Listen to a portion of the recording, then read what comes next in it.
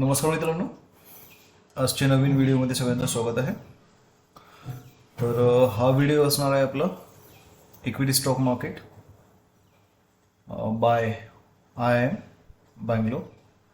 आपण याचे जुने काही व्हिडिओज बघितलेले आहेत. 5 व्हिडिओजची सिरीज झालेली आहे आपली. जर तुम्ही ते बघितले नसाल तर रजिस्ट्रेशनपासून तर सगळं कंप्लीट प्रोसेस आपण यामध्ये शो केलेली आहे. आजचा नेक्स्ट व्हिडिओ जो असणार आहे तो असणार आहे OTC versus exchange traded market. तर आता OTC versus exchange traded market काय असतं याला आपण इथे लर्न करायचा प्रयत्न करणार आहोत. So let's start.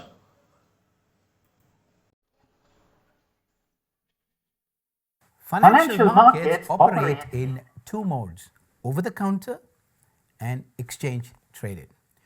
Over the counter is what you do, for example, when you buy or sell any asset that you own to someone else. For example, if you own a motor car and you want to sell it, the buyer comes to you, you negotiate the price and sell the car to him, and he pays you the money. You carry all the risk. In other words, if he takes away the car but doesn't pay you the money, you run the risk of never getting your money. The converse could also. So यामध्ये आपण बघत आहोत की share मार्केटमध्ये market काम कसं करतं. So that is called OTC over the counter. आणि त्याचं एक्सप्लेनेशन आपण इथे बघत आहोत की यामध्ये पूर्ण रिस्क जी आहे ती आपली असते. एका कारच्या एक्झाम्पलमधनं इथे त्याने शो करायचा प्रयत्न केलेला आहे. तर बघूया समोर. Also be true. You take the money but never deliver the motor car to him.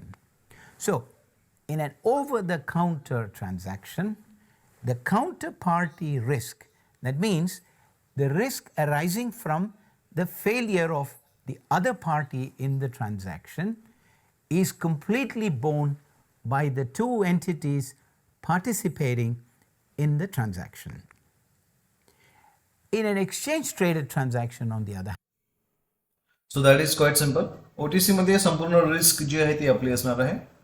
For example त्याने सांगितलं की आपल्याकडे कार आपण ओनर आहोत आणि आपल्याला ती कार विकायची आहे. So what we do is ना, वी फाइंड अ कस्टमर आणि आपण आपली प्राईस ठरवतो आणि आपल्याला असं वाटतं की आपल्याली ही एक्स नावाची प्राईस आहे, या प्राईसला आपल्याला ती कार विकायची आहे. आता इथे रिस्क काय आहे की सपोज आपण पैसे दिले, आपण पैसे घेतले आणि त्याला कारच दिली नाही, तर दॅट इज अ रिस्क. समोरच्याला जे काही प्रॉब्लेम होतील ते फेस करावं लागेल, त्याची रिस्क आहे ती पूर्ण. व्हायस वर्सा, आपण त्याला कार दिली पण त्याने आपल्याला पैसेच दिले नाही आणि खोटं बोलला समजा दिले म्हणून. मग so this is the total. मग मधात काय येणार, तो कोणीच नाही आहे मधामध्ये इथे. मग आपल्याला पोलीस केस, कोर्ट कचेरी अँड ऑल दोज थिंग्स राहील. सो जी पूर्ण रिस्क आहे ती आपली असणार आहे. So that is why this is the OTC over the counter याला बोललं जातं. आणि सेकंड प्लॅटफॉर्म जो असतो तो एक्सचेंज ट्रेडेड. आता एक्सचेंज ट्रेडेड म्हणजे काय, तर क्वाईट सिम्पल. एक्सचेंजवरती आपण त्याला ट्रेड करतो आणि त्याची जबाबदारी एक्सचेंजची असते. राईट, बघूया आपण डिटेलमध्ये. Let's say.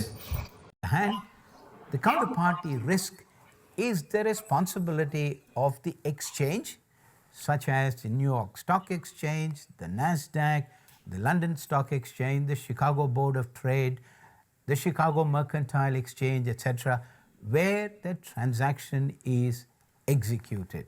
The responsibility of the exchange is to ensure that even if one of the counterparties fails to meet its obligations, the other counterparty to the transaction would still receive the money that is due to be delivered or the asset that is to be delivered. This is achieved through a time-tested process that exchanges engage in called margin. A margin is. So exchange जे असेल त्याची पूर्ण responsibility असेल.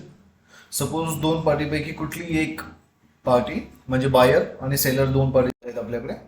तर buyer त्याची obligation complete करायला, fulfil करायला जर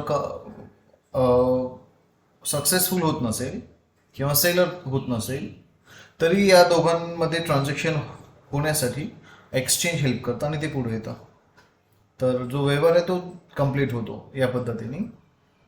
कारच्याच एक्झाम्पलमध्ये असं समजा की मधामध्ये जर एक्सचेंज असेल कुठलं, तर मी पैसे दिले पण मला कार नाही मिळाली, राईट, असं समोरचा पार्टी म्हणत आहे. किंवा आपण त्याला कार दिली पण आपल्याला पैसे नाही मिळाले असं आपण म्हणत आहे.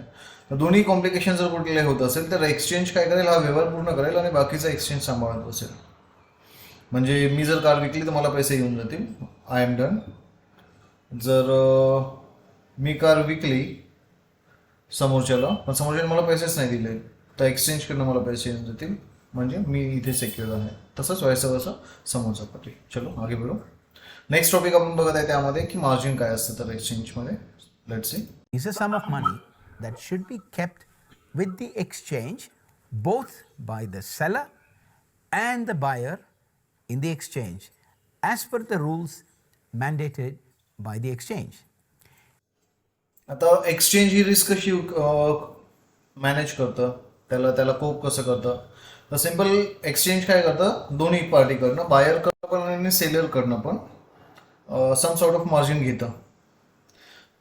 म्हणजे मी कार विकणार आहे आणि कार घेणारा कोणीतरी आहे आणि मधात जर एक्सचेंज आणून ठेवलं आपण, तर एक्सचेंज काय करणार, माझ्याकडनं एक मार्जिन घेणार जी मी कार विकत आहे त्यासाठी, आणि जो घेणारा आहे त्याच्याकडनं पण एक मार्जिन तो एक्सचेंज घेऊन घेणार.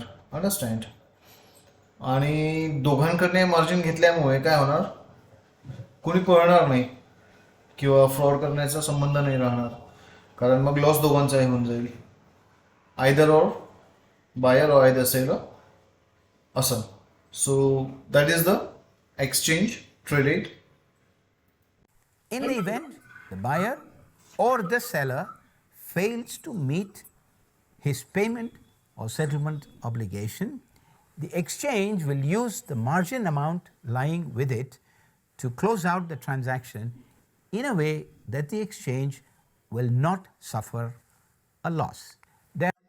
येते लक्षात. आणि ही मार्जिन का बरं घेतली जातात, कारण एक्सचेंजला स्वतःचा लॉस नाही करायचा आहे. मध्यस्थी पार्टी म्हणून जरी काम करत असली एक्सचेंज, तर it will not be a loss bearer. So that's why they are taking the margin. There are several types of margins mandated by exchanges. These include value at risk margin, extreme loss margin, mark to market margin, initial margin, maintenance margin, assignment margin, etc. आता यांनी मार्जिनचे जे प्रकार दिलेले आहेत, so margin पण भरपूर टाईपचे असतात. लाईक दे आर सेइंग की व्हॅल्यू ॲट रिस्क मार्जिन असतं, एक्स्ट्रीम लॉस मार्जिन असतं, market to market, MT margin आपल्याला माहिती आहे, वी ट्रेड, आपण जो ट्रेड करतो आपण वी आर ट्रेड असो, एमटी मार्जिन आपल्याला मार्क टू मार्क माहिती आहे. इनिशियल मार्जिन, एखादा ट्रेड एक्झिक्यूट करण्यासाठी आपल्या अकाउंटमध्ये इनिशियल मार्जिन असणं आवश्यक आहे, otherwise we cannot buy the things, stocks obviously or index. Maintenance margin आणि असाइनमेंट मार्जिन. सो याला आपण डीपमध्ये समोरच्या भागांमध्ये बघणार आहोत. तर सध्याला फक्त इतकंच लक्षात ठेवा की there are various kind of margin. Details of these various types of margins and the computation rules applicable to each type of margins are discussed in detail in a later session. So that's it. OTC आणि exchange traded fund काय असतं याबद्दल आपण डिटेलायझेशन इथे घेतलेलं आहे. So see you in next lecture. तोपर्यंत चॅनलला लाईक करा, शेअर करा, सबस्क्राईब करा. थँक्यू.